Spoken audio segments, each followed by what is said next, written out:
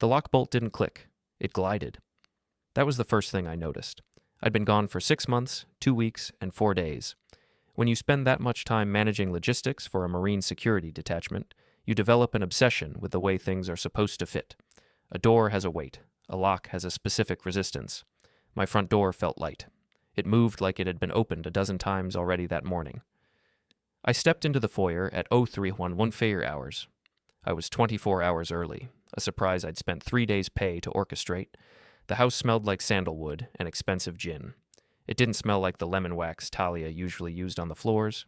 It didn't smell like me. I didn't turn on the lights. I didn't need to. I knew the layout of this house better than I knew the back of my own hand. I left my sea bag by the door, setting it down with a slow, controlled grace that made no sound on the hardwood.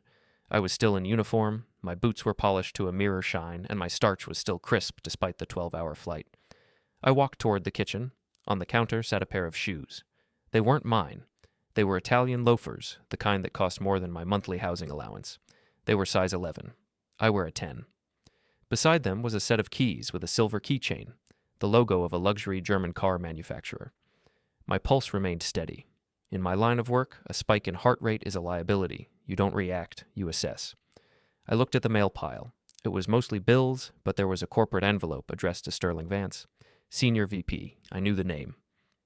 Talia had mentioned him in her letters, the visionary who was fast-tracking her career in marketing. I moved toward the stairs. Each step was a deliberate choice. I reached the landing and saw the bedroom door slightly ajar. A sliver of light from the street lamp outside filtered through the window, illuminating the hallway. I didn't rush. I didn't feel the urge to shout or break things. Instead, I felt a profound sense of clarity. It was the same feeling I got when a supply manifest didn't add up, a problem to be solved, a discrepancy to be reconciled. I pushed the door open just 3 inches. Talia was asleep. So was he. Sterling Vance looked exactly like his headshot on the company website, though less groomed. He was snoring softly. His arm was draped over the duvet I'd bought for our 3rd anniversary. I stood there for exactly 60 seconds. I wasn't looking for pain, I was looking for details. On the nightstand sat Sterling's phone and a slim, leather-bound laptop bag. There was an ID badge clipped to the bag. It granted all access to the corporate headquarters downtown. I closed the door. I didn't make a sound. I walked back downstairs, picked up my sea bag, and stepped out onto the porch. I locked the door behind me, the lock glided again. I walked to the curb where a silver sedan was parked. It was the German car from the keychain. I looked through the window. In the back seat, there was another bag, a gym bag, and a briefcase. The doors were locked, but the trunk wasn't fully latched. A piece of fabric from a coat was caught in the mechanism, preventing the sensor from engaging. I opened the trunk. Inside was a secondary laptop bag, a high-end model with reinforced edges. I recognized the asset tag on the corner. It was a company-issued workstation, likely containing the proprietary data for the merger Talia had been working on for months. I took the bag. I didn't think twice.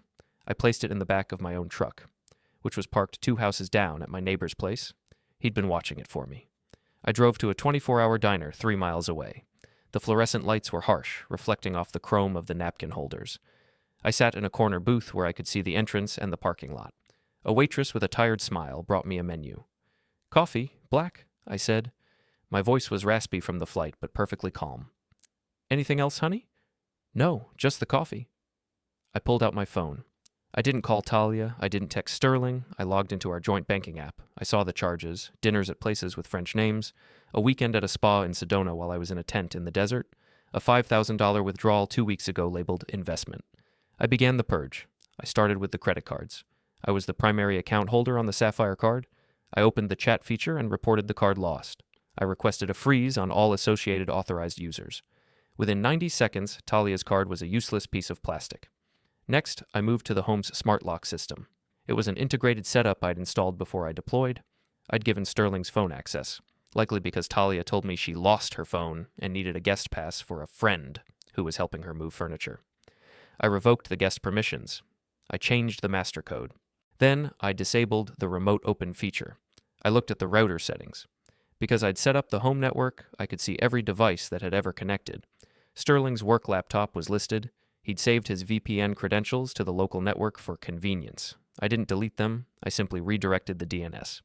If he tried to log in to the corporate server tomorrow morning, he would be routed to an internal loop.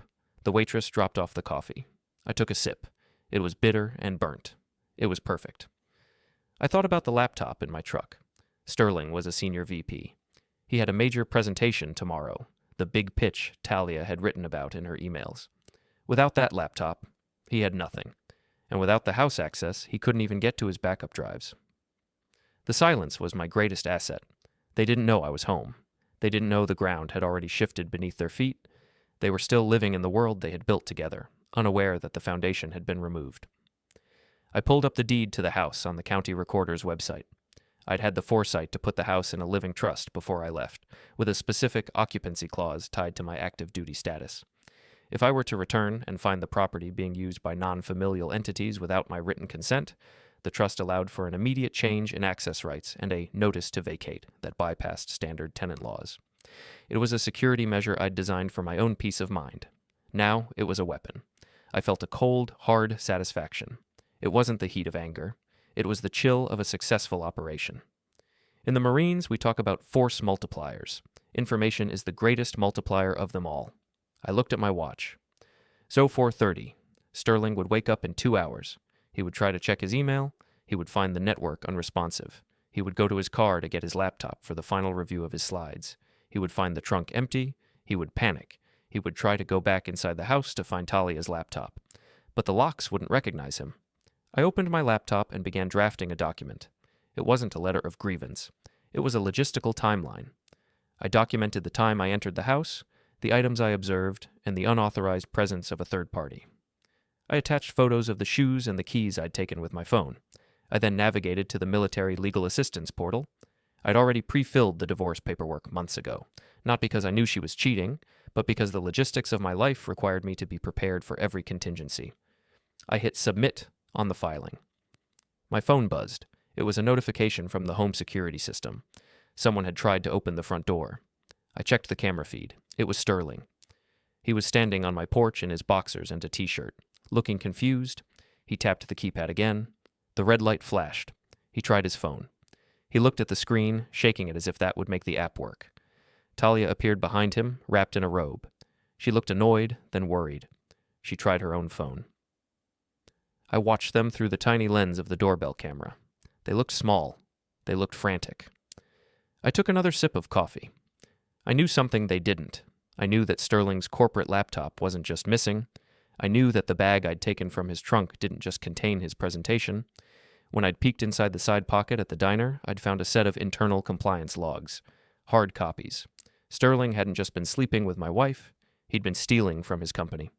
He was documenting Derek Hale's deployment dates, marking them against business expenses that he was charging to the firm. He was using my absence as a budget line item. He wasn't just a man having an affair. He was a man who thought I was a ghost. He thought my life was a vacuum he could fill with his own greed. I closed my laptop and stood up. I left a $20 bill on the table, more than enough for the burnt coffee. The sun was starting to bleed over the horizon, a pale, weak light that didn't provide any warmth. I walked out to my truck. I felt the weight of the laptop bag in the back. Sterling's big presentation was at 0900. It was currently 0515. The next few hours were going to be very quiet for me and very loud for him. I started the engine. I didn't head home. I headed to a local storage facility where I kept a secondary locker. I needed a place to store the assets I'd acquired. As I drove, I realized I didn't feel betrayed. Betrayal implies a breach of trust, and trust is an emotional state. I didn't have room for that. I had a schedule to maintain. I looked in the rearview mirror. The road behind me was empty. I had the laptop, I had the house, I had the accounts. And Sterling Vance was currently standing on a porch in his underwear, wondering why the world had stopped listening to him. The morning air in the storage facility was stale, smelling of concrete dust and corrugated metal. I sat on a plastic crate inside my unit, the orange glow of a single overhead bulb reflecting off the screen of Sterling's work laptop. It was 0630. In the corporate world, this was the hour when the ambitious began their final reviews. For Sterling, it was likely the hour he realized the magnitude of his situation. I didn't need to hack into the machine. I had observed his habits through the window for 60 seconds, the way his fingers moved across the keys of his phone before he fell asleep. People are predictable. They use patterns based on comfort. His password was his daughter's name, followed by the year of his first major promotion. It took me 3 tries. The desktop was a clutter of high-stakes projects and internal memos. I navigated to the Global Logistics Initiative folder. This was the pitch that was supposed to secure his seat on the board. I opened the file. It was a masterpiece of corporate theft. He hadn't just designed a new strategy, he had diverted existing contracts I recognized from my own logistics background, into a shell entity. He was planning to optimize the company by outsourcing to a firm he secretly owned. I didn't delete the file. That would be too simple. Instead, I opened the master spreadsheet and adjusted the margin calculations. I changed the projected ROI from a robust 15% to a deficit of 4%. I altered the vendor names to reflect a series of defunct logistics firms I knew had been blacklisted by the Department of Commerce for noncompliance. I saved the file back to the encrypted drive. If he somehow managed to get this laptop back before 0900, he would be walking into a professional ambush of his own making. I closed the laptop and placed it in the back of my locker, buried beneath a stack of old tactical gear. At 07:15, I drove to the local branch of our bank. I sat in the parking lot and watched the employees arrive. I wasn't there for a confrontation, I was there for a signature. I had a power of attorney document that Talia had signed 3 years ago, intended for use if I were incapacitated overseas. It was broad, it was absolute, and she had never revoked it. When the doors opened, I was the first person in the lobby. I met with a personal banker named Marcus. He looked at my uniform, then at the documents, and finally at the screen. I need to close the joint savings account and transfer the balance to this solo account, I said, sliding a slip of paper across the mahogany desk. I also need to remove my name as a co-signer on the lease for the 2024 luxury SUV and the premium storage unit on 5th Street. Marcus hesitated. Sir, for the lease removal, typically both parties. Read page 4, paragraph 3 of the power of attorney, I interrupted. My voice was level, devoid of the irritation most people feel in banks. It grants me the authority to terminate joint financial liabilities in the event of a documented change in household status. Here is my active duty return order and a copy of the divorce filing I submitted 2 hours ago. Marcus read the papers. He looked at the clock. He looked at me. This will trigger an immediate notification to the other party, Mr. Hale. The vehicle's GPS-linked payment system will likely disable the ignition if the new primary hasn't updated their billing within the hour. I understand, I said. Please proceed. By 0800, I was back on the road. I pulled into a coffee shop across the street from the high-rise where Sterling worked. I took a seat by the window. The SUV Talia drove, the one Sterling had convinced her to lease because it matched the lifestyle of a director, was parked in the garage entrance. I watched from a distance as a tow truck arrived. Because I had removed myself as a cosigner and the payment had been declined by the now frozen joint account, the automated repossession protocol for that specific high-end dealership had been triggered. It was a digital age consequence. The car was a brick. I saw Talia standing on the sidewalk. She looked smaller than she had through the bedroom door. She was clutching her phone to her ear, her face pale under the streetlights. She was likely calling the bank, then the car company, then Sterling. Sterling wouldn't be answering. According to my watch, Sterling would be in the lobby of his office right now, trying to explain to security why his badge wasn't working. I had called the corporate security tip line anonymously at 0745, reporting suspicious activity involving unauthorized access to proprietary data on his specific employee ID. In a post-cybersecurity breach world, companies don't ask questions. They freeze access first and investigate later.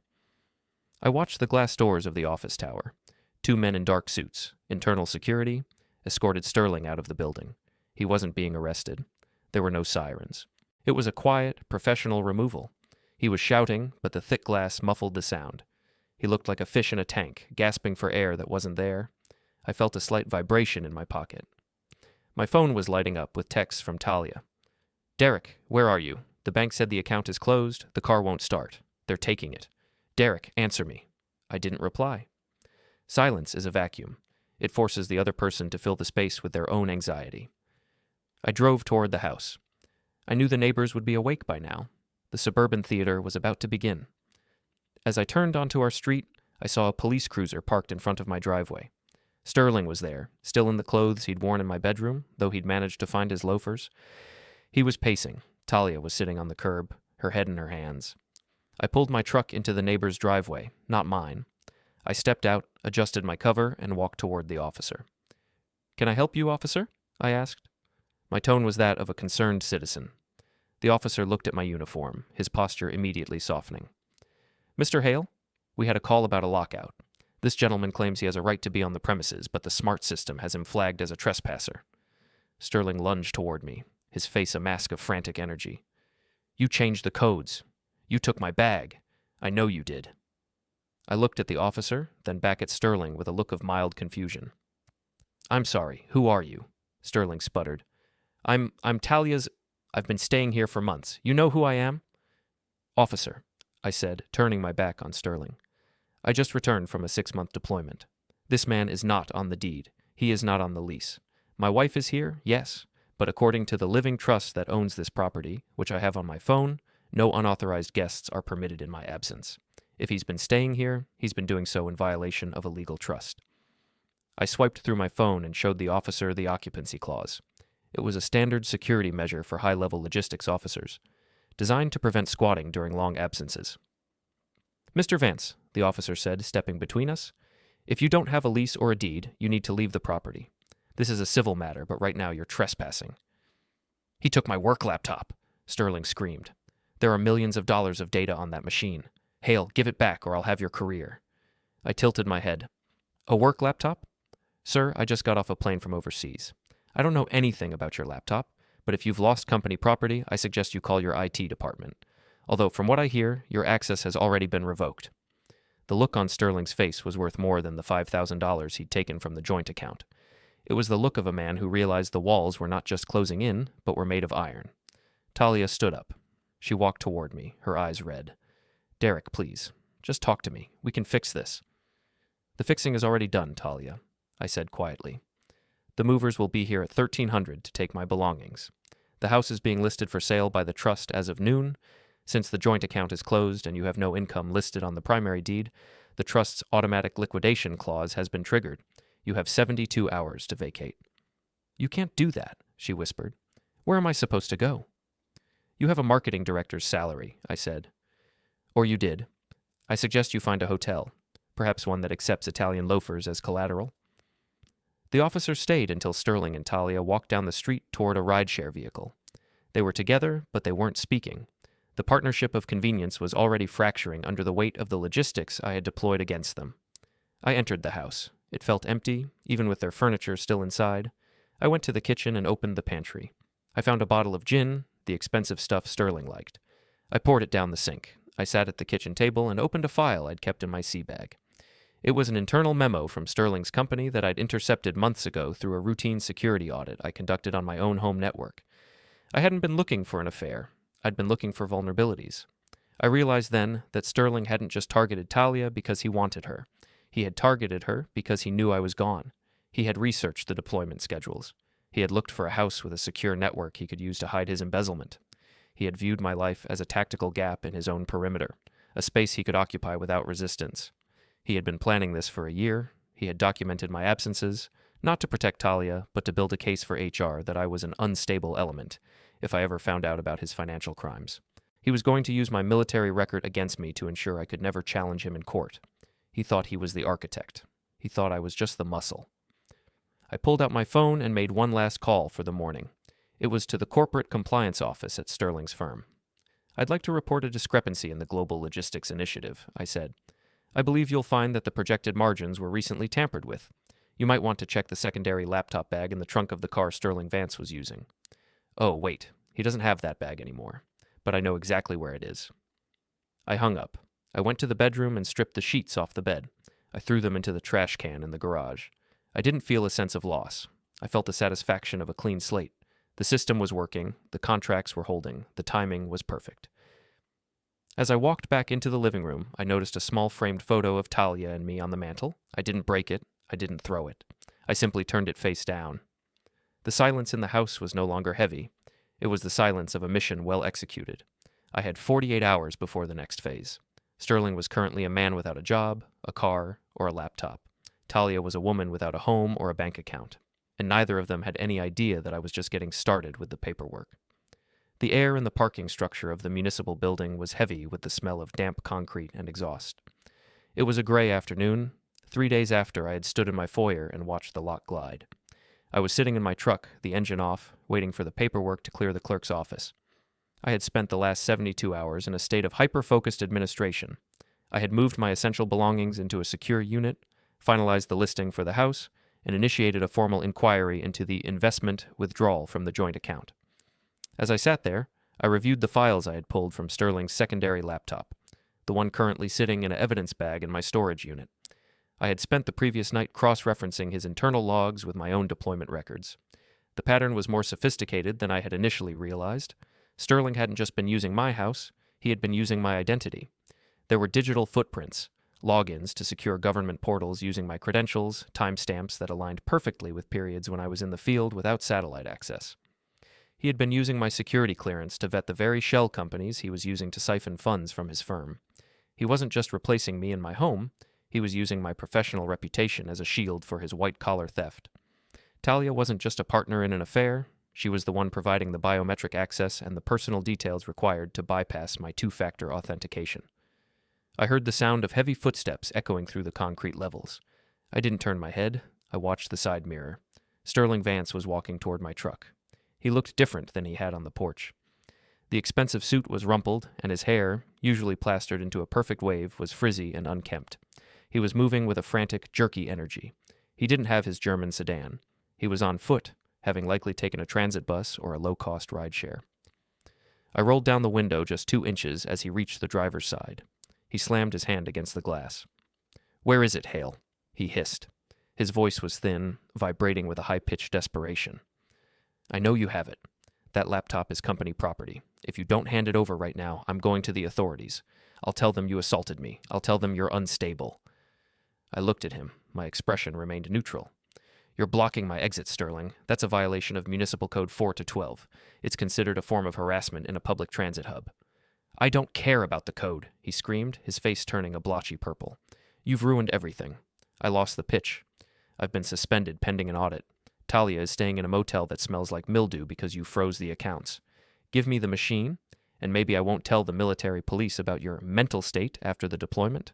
I shifted the truck into gear but kept my foot on the brake. "My mental state is documented by 3 different medical officers, Sterling. Your financial state, however, is currently being reviewed by a forensic accountant. I took the liberty of sending a mirror image of your investment folder to the firm's compliance officer this morning. I believe they're particularly interested in the shell company registered in the Cayman Islands under your daughter's middle name." Sterling went still. The frantic energy vanished, replaced by a cold, hollow terror. He leaned closer to the window. "You think you're so smart. You think this is just about a house and a girl? I've been building this for 2 years, Derek. I have logs. I have emails from your account, sent from your home IP, requesting those kickbacks. If I go down, you go down with me. I've made sure your name is on every single paper trail." "A paper trail is only as good as the person who signs it," I said, "and I have the logs from the router showing that the MAC address for the device that accessed those portals belongs to your laptop, not mine. I also have the doorbell footage of you entering my home at 0200 on nights when I was in a different time zone. A judge will find it very interesting that a senior VP was performing logistics work from a sergeant's living room while the sergeant was on a carrier in the Mediterranean." I let off the brake slightly, allowing the truck to creep forward. Sterling had to step back or be pushed. He chose to step back, but he didn't leave. He followed the truck as I coasted toward the exit. "Talia told me everything," he shouted, trying to keep pace with the moving vehicle. "She told me how you operate. You're all about the rules. You're all about the systems. But systems can be broken, Derek. I have something you haven't checked. Something about your final mission. Something that will make sure you never wear that uniform again." I stopped the truck. I put it in park and stepped out. I didn't rush him. I didn't raise my hands. I stood at my full height, adjusting the sleeves of my jacket. I walked toward him until I was well within his personal space. I could smell the stale coffee and the anxiety on him. "Sterling," I said, my voice dropping to a low, resonant frequency. "In my world, a threat is a tactical error. It gives the opponent time to prepare. If you had something that could destroy me, you would have used it 3 days ago when you were standing on my porch in your underwear. The fact that you're mentioning it now, in a parking garage, tells me you're holding a losing hand and trying to bluff." I stepped closer, forcing him to lean back against a concrete pillar. I didn't touch him. I didn't need to. "Here is what is going to happen. You are going to walk out of this garage. You are going to go back to whatever hole you're hiding in, and you are going to wait. You're going to wait for the letters from the lawyers. You're going to wait for the investigators to knock on your door, and every time your phone rings, you're going to wonder if it's the firm calling to tell you they've found the rest of the money." "You're a monster," he whispered. "No," I replied. "I'm a logistics coordinator. I'm just making sure everything ends up where it belongs." I turned and walked back to my truck. I didn't look back to see if he was still standing there. I drove to the exit, paid the attendant, and pulled out into the afternoon traffic. My next stop was a small, quiet office in a professional park 10 miles away. It was the office of a private investigator who specialized in corporate espionage, a man I had served with a decade ago. I walked in without an appointment. "He says he has something on my final mission," I said, bypassing the pleasantries as I sat down across from him. Jim leaned back, his chair creaking. "Hale, good to see you're still alive. What mission?" "The security detail in Naples, the one where the manifest went missing for 48 hours. Jim frowned. "That was a clerical error. It was cleared." "Sterling Vance thinks otherwise. He claims he has something that will end my career. He's been in my house for months, Jim. He's had access to my personal files, my old hard drives, everything I didn't take with me." Jim started typing. "If he found a way to link that manifest to your personal accounts, he could frame it as a theft of government property. Let me look into his recent cloud uploads. If he's holding a bomb, he likely has it stored somewhere he thinks is safe." I waited for 20 minutes, the only sound the clicking of the keyboard and the hum of the air conditioner. "Found it," Jim said, turning the monitor toward me. "He didn't find anything about the mission, Derek. He created it. Look at these timestamps. He's been forging correspondence between you and a black market broker in Italy. He's been using a localized AI to mimic your writing style. He was planning to release this the moment you got back, probably to leverage you into a quiet divorce so he could keep the house and the assets without a fight." I looked at the forged emails. They were good. They used my jargon, my specific way of structuring a sentence. If I hadn't known I didn't write them, I might have been convinced myself. He wasn't just planning to stay with Talia, I realized. He was planning to erase me. He wanted the life I'd built, the security clearance, the reputation. He was going to use me as the fall guy for his embezzlement and then step into the vacuum. "What do you want to do?" Jim asked. "Nothing yet," I said. "He thinks he has a weapon. I want him to keep thinking that. I want him to feel the weight of it in his pocket until the moment he tries to pull the trigger. Then I want the system to do what it was designed to do." I left the office and drove toward the motel where Talia was staying. I didn't go in. I parked across the street and watched. I saw her come out of her room to use a vending machine. She looked exhausted. She looked like someone who had realized too late that the person she chose wasn't a visionary, but a predator, who had simply used her as a key to a door he wasn't supposed to open. I pulled out my phone and sent a single text to the corporate auditor at Sterling's firm. "Check the hidden partition on the device tagged Workstation Vance B. The password is the name of his first pet. You'll find the origin of the Italian correspondence there." I put the phone away. I sat in the dark of my truck for a long time. I thought about the house, the life I thought I had, and the person I thought I knew. It was all a series of variables that had been manipulated by an outside force. But I was the one who controlled the timeline now. I checked my watch. It was 1900. I drove back to my storage unit. I took out the laptop one last time. I didn't look at the files. I didn't look at the forgeries. I simply opened the command prompt and initiated a remote broadcast. The file didn't go to the police. It didn't go to the military. It went to every board member at Sterling's firm, labeled as a mandatory compliance update. I closed the lid. The rehook was set. Sterling thought he was the one holding the evidence that could destroy me. He didn't realize that by creating those forgeries on a company-owned device, he had just provided the ultimate proof of his own criminal intent. I stood in the doorway of the storage unit and looked out at the city lights. The mission wasn't over. It was just entering the final phase of containment. The motel was a low-slung, beige structure that looked like it had been forgotten by the modern world. It sat on the edge of a commercial district, tucked between a radiator repair shop and a defunct diner. I watched from my truck as the neon sign flickered, casting a sickly yellow light over the cracked asphalt of the parking lot.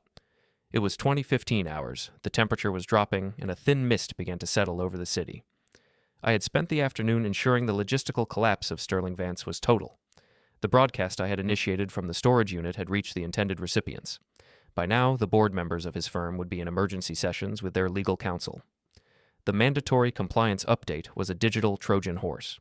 It didn't just contain the forgeries, it contained the metadata proving those forgeries were created using a corporate license during hours Sterling claimed to be on business travel. My phone vibrated in the cup holder. It was an unknown number. I let it ring, then it vibrated again. A text message followed. "Derek, it's Talia. I'm at the Willow Creek Motel, room 114. Please? We need to talk before Sterling does something we can't take back." I didn't immediately put the truck in gear. I sat there, considering the phrasing. Before Sterling does something. It was an admission of fear, but more importantly, it was an admission of a lost grip. The two of them were no longer a unified front. They were two people trapped in a shrinking room, beginning to climb over one another to reach the last remaining air. I drove across the street and parked. I didn't hide. I walked directly to room 114 and knocked. Talia opened the door. She looked exhausted. The polished marketing director veneer had completely eroded. Her hair was pulled back in a messy knot, and she was wearing a sweatshirt I recognized, one I had left behind 3 deployments ago. It was a calculated choice of attire, a physical plea for a history that no longer existed. "You came," she said, stepping back to let me in. The room smelled of stale cigarettes and industrial cleaner. On the small laminate table sat a laptop, not Sterling's, but a cheap retail model, and several printed bank statements. "I didn't come to talk about the past, Talia," I said, staying near the door. I didn't take off my jacket. I kept my posture straight, my hands visible and relaxed. "I'm here because you mentioned Sterling. What is he planning?" Talia sat on the edge of the bed, her shoulders sagging. "He's losing his mind, Derek. He spent all afternoon on the phone with someone in Italy. He was shouting about a manifest and a security breach. He thinks he can still pin the embezzlement on you. He has this file. He says it's the final solution for his legal troubles." I felt a faint, grim amusement. "He's holding on to a ghost. I've already dismantled the file he's talking about. The firm knows he created it." Talia looked up, her eyes wide. "He doesn't know that. He's headed to the police station right now. He thinks he can trade that information for immunity.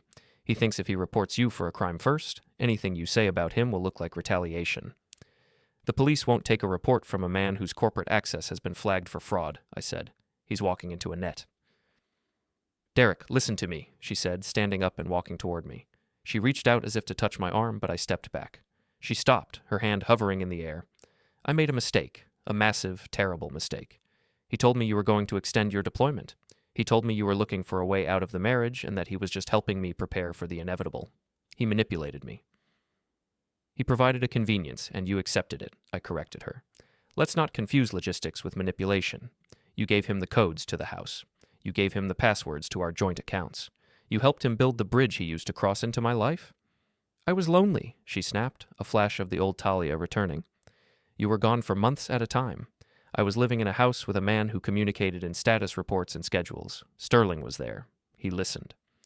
He listened so he could find the gaps in the perimeter," I said, "and now those gaps are closed. I've already removed your access to the family accounts entirely.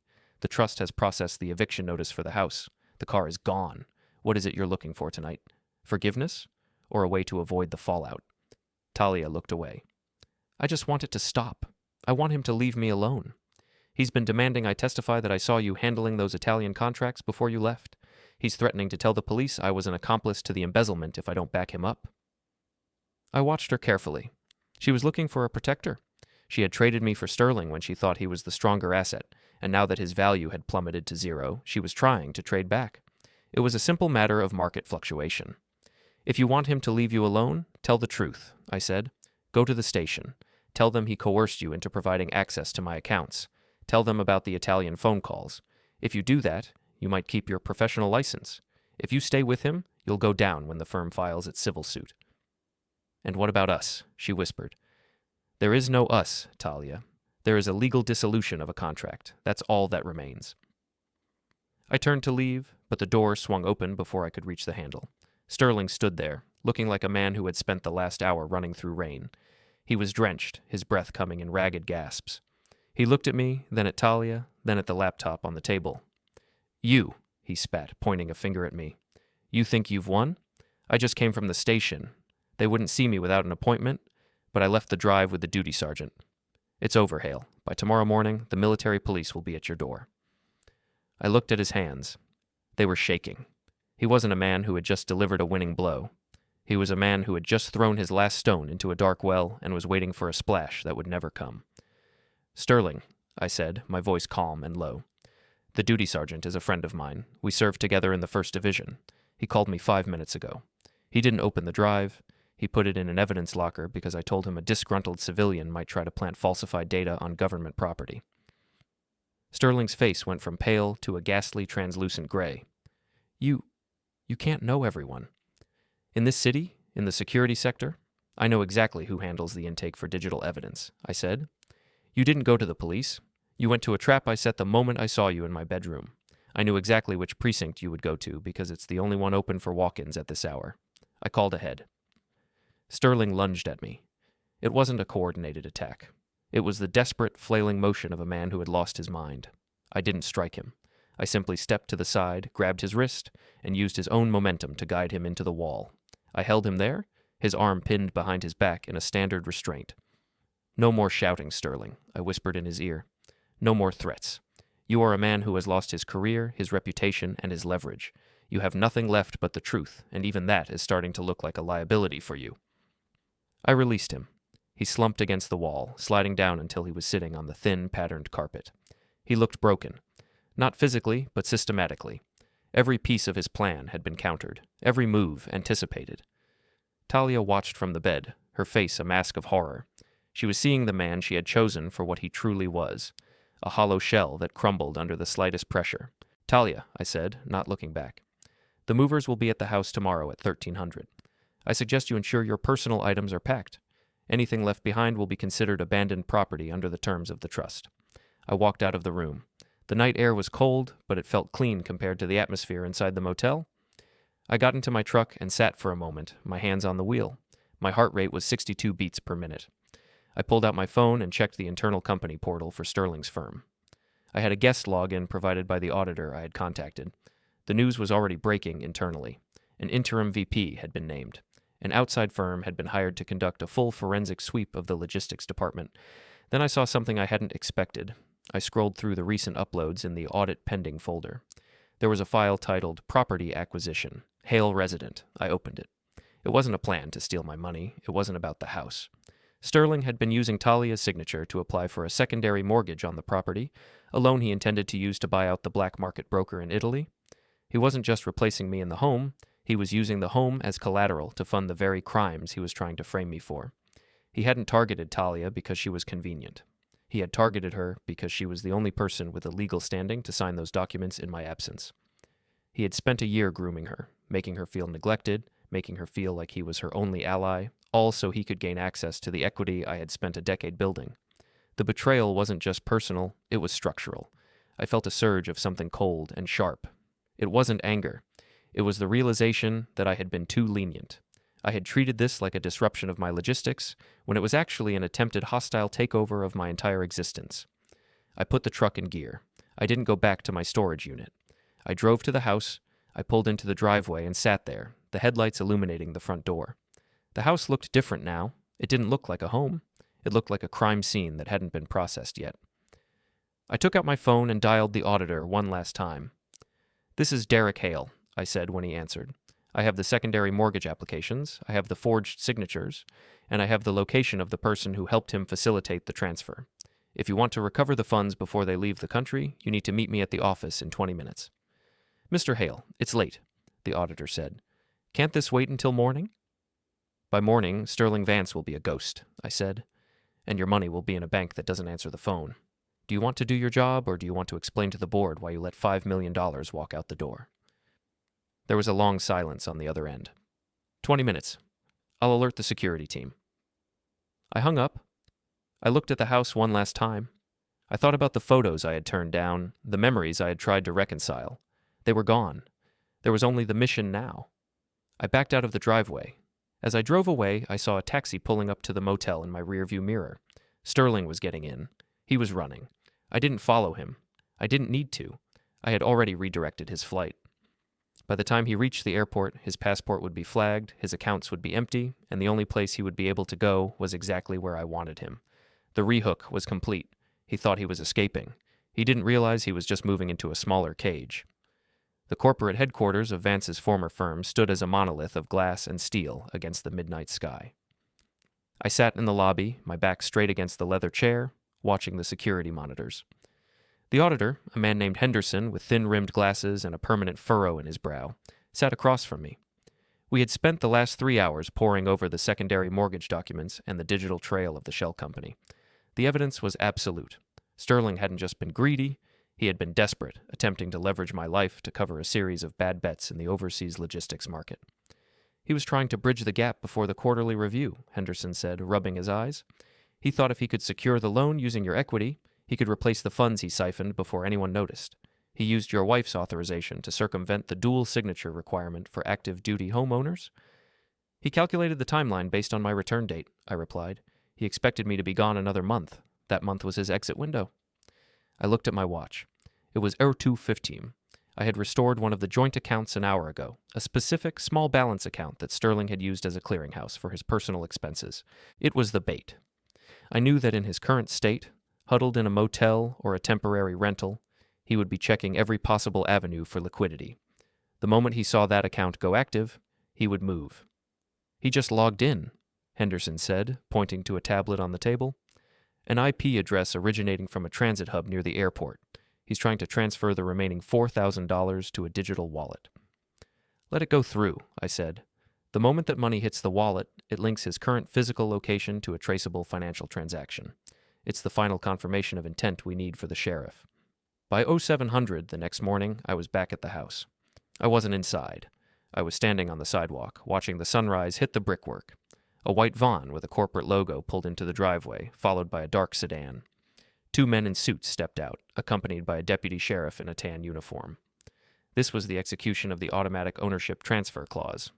Because the trust had been defrauded, the legal mechanism I had installed years ago allowed for an immediate freeze and reclamation of the property to protect the asset. Talia arrived 10 minutes later in a rideshare. She looked like she hadn't slept at all. When she saw the sheriff and the movers, she stopped in the middle of the street. She walked toward me, her heels clicking rhythmically on the pavement. "Derek, what is this?" she asked, her voice trembling. "I told you I would have my things out by 1300. Why is the sheriff here?" "The situation has changed, Talia," I said. "The trust discovered the secondary mortgage applications. Because you signed those documents knowing I was deployed and unable to consent, the property has been placed under a protective receivership. You aren't just moving out. The sheriff is here to ensure that no assets belonging to the trust are removed from the premises." "I didn't know what I was signing," she cried, looking at the deputy. "Sterling told me it was just a refinancing paperwork for the insurance." The deputy looked at her with a neutral, professional gaze. "Ma'am, the signatures are notarized. We're here to facilitate a peaceful transition of the property back to the sole control of the trust. Any disputes regarding the validity of the signatures will have to be handled in civil court. For now, you are permitted to take 1 suitcase of personal clothing. Everything else stays until the audit is complete." I watched as the movers began to crate the furniture, the sofa we had picked out together, the dining table where we had hosted Thanksgiving, the television. They weren't just things. They were the physical components of a life that had been compromised. A second car pulled up. It was a silver sedan, the same one I had seen Sterling in days before. He stepped out, looking disheveled but defiant. He didn't see the sheriff at first. He saw me, and he saw Talia. "Talia, get in the car," he barked. "We're leaving, now." "Mr. Vance," the deputy said, stepping forward. Sterling froze. He looked at the deputy, then at the movers carrying a heavy crate out of the front door. He looked at me, and for a second I saw the realization hit him. He wasn't in control of this scene. He was a guest who had overstayed his welcome, and the bill had finally arrived. "I have a right to my property," Sterling said, though his voice lacked its usual corporate authority. "My laptop, my files. Your corporate laptop is currently in the possession of your former employer's legal team," I said, stepping closer to the curb. "And your personal files are being reviewed by the district attorney's office in relation to the mortgage fraud. You aren't here for your property, Sterling. You're here because you thought you could still talk your way out of this." "You did this," Sterling said, his eyes narrowing. "You planned this whole thing, the bank, the locks, the laptop. You've been playing a game this whole time." "It's not a game," I said. "It's a recovery operation. You attempted to seize an asset that didn't belong to you. I simply re-established the original perimeter." Talia was crying now, standing between the 2 men she had tried to balance against one another. She looked at Sterling, then at me, realizing that neither of us was going to provide the safety she wanted. Sterling was a sinking ship, and I was the shore she had already burned. "Derek, please," she sobbed. "Just let me take my jewelry. My mother gave me those pieces." "The jewelry was purchased using funds from the joint account during a period of documented financial diversion," I said. "Until the forensic accountant determines which funds were yours and which were diverted from my pay, everything remains in the house. The sheriff will provide you with a receipt for all items held." The humiliation was quiet. There were no sirens, no shouting matches that the neighbors could record for social media. It was the cold, clinical removal of a lifestyle.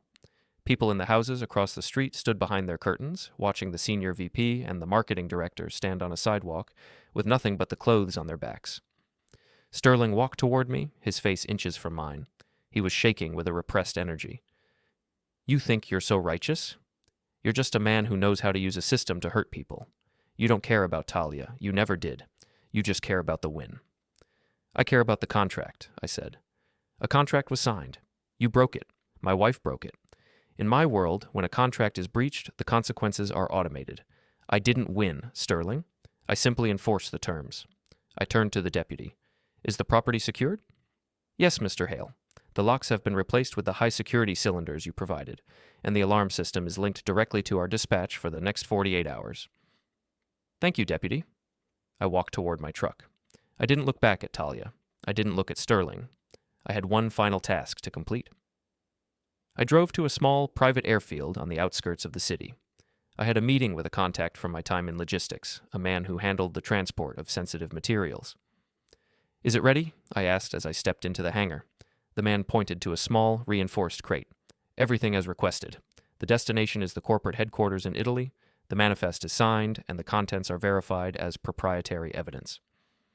Inside the crate was the physical evidence of Sterling's embezzlement, the hard drives, the logs, and the original forged contracts. I wasn't just sending them to the police. I was sending them to the Italian firm that Sterling had tried to defraud. In that jurisdiction, the laws regarding financial crimes were much more stringent, and the recovery process was much more aggressive. By sending the evidence there, I was ensuring that even if he managed to avoid a prison sentence in the States, he would be tied up in international litigation for the rest of his life.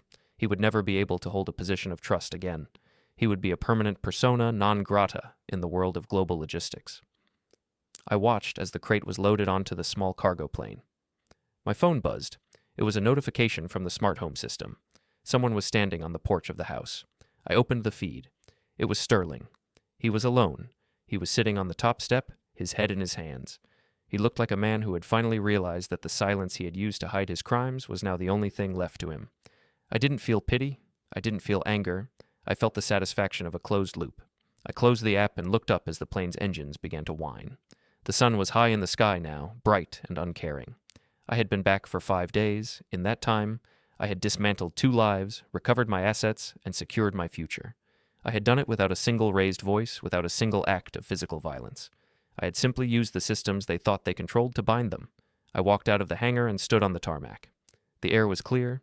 The logistics were settled. I had one more move to make, the final act of control that would ensure the perimeter remained sealed forever. Sterling had mentioned a last attempt to intimidate me earlier. I knew where he would go. He would go to the one place he still thought was a secret, the empty property on the coast that he had used as a mail drop for his shell company. He thought he was going there to destroy the final evidence. He didn't know I was already there, waiting in the shadows of the digital network, watching him arrive before he even turned the key in the ignition. The final confrontation was no longer about revenge. It was about the last piece of the puzzle fitting into place. The property sat at the end of a gravel road, a half-finished modernist box overlooking the gray, churning expanse of the Atlantic. It was a structure of glass and raw concrete, skeletal and hollow. Sterling had purchased it through a holding company 3 months into my deployment, using the first major dividend from his siphoned funds. He had envisioned it as a monument to his new life, a place where the rules didn't apply because he had rewritten them. Now it was just a cold, echoing shell. I arrived at 2100 hours. I didn't park on the property. I left my truck a quarter mile up the road and walked the rest of the way, my movements rhythmic and silent. The air was thick with salt and the sound of the tide hitting the rocks below. I didn't need a flashlight. The moon provided enough contrast to navigate the perimeter. I entered through the sliding glass door at the rear, which I had unlocked earlier that afternoon using the master override code I'd found in Sterling's encrypted files. Inside, the house was a labyrinth of shadows and exposed wiring. I moved to the upper level, a wide-open space intended to be a master suite, and waited in the darkness. At 21:45, the headlights of a rented economy car swept across the concrete walls. I heard the crunch of gravel as the car came to a stop. A door slammed, then another. Footsteps approached the front entrance, heavy, uneven, frantic. Sterling entered first. He was carrying a plastic gasoline canister in one hand and a heavy leather satchel in the other. He wasn't alone. Talia followed him, her face illuminated by the pale light of her phone screen. She looked terrified, her eyes darting around the empty space. "We shouldn't be here, Sterling." she whispered, her voice bouncing off the concrete. "The police are looking for you. We should just go to the station and tell them about the Italian accounts before it gets worse." "It can't get worse," Sterling shouted, the sound cracking like a whip in the hollow room. "Hale has already sent the data. The only thing left is the physical backup. If I destroy the hard drives and the original contracts in this bag, I can claim the digital files were tampered with. It's my word against his, and I'm a senior VP. He's just a sergeant with a grudge." "You aren't a VP anymore, Sterling," she said, her voice trembling. "They fired you. They've already replaced you." "Shut up," he roared. He dropped the canister and began fumbling with the satchel. "Help me get the papers out. We're going to burn the whole thing. The house, the records, everything. We'll say it was a construction accident." I stepped out of the shadows and onto the steel-grated walkway that overlooked the main floor. I didn't shout. I didn't move fast. I simply stood there, my hands at my sides. "The ignition temperature of a concrete structure is significantly higher than what a 5-gallon canister can provide, Sterling," I said. They both froze.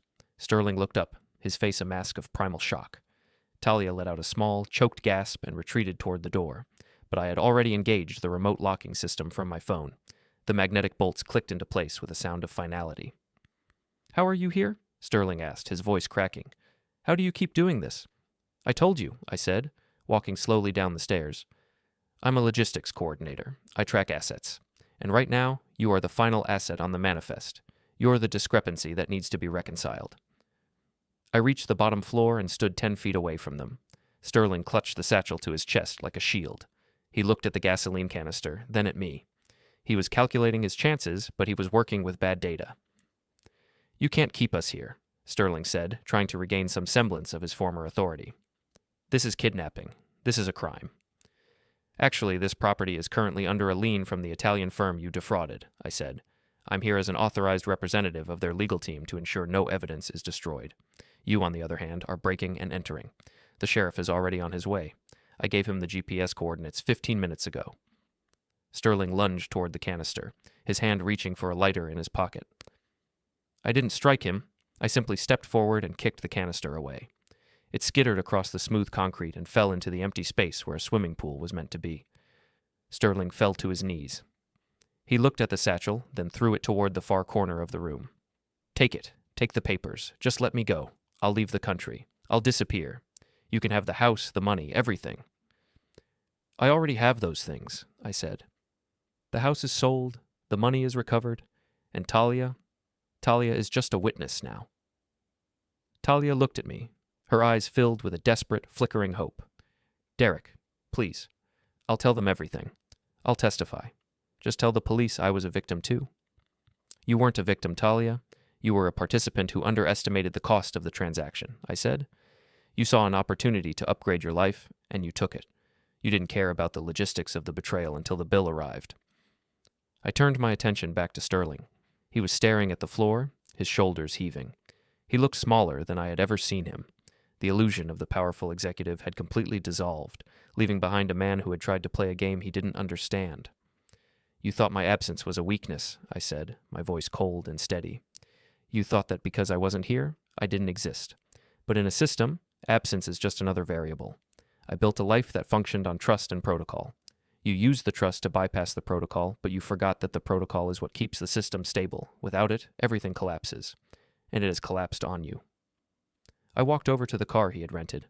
I reached through the open window and pulled the electronic key fob from the ignition. I walked to the edge of the property and tossed the fob into the dark water of the Atlantic. "The car won't start without that," I said. "And the doors to this house won't open until the sheriff arrives. You're going to sit here in the dark and wait.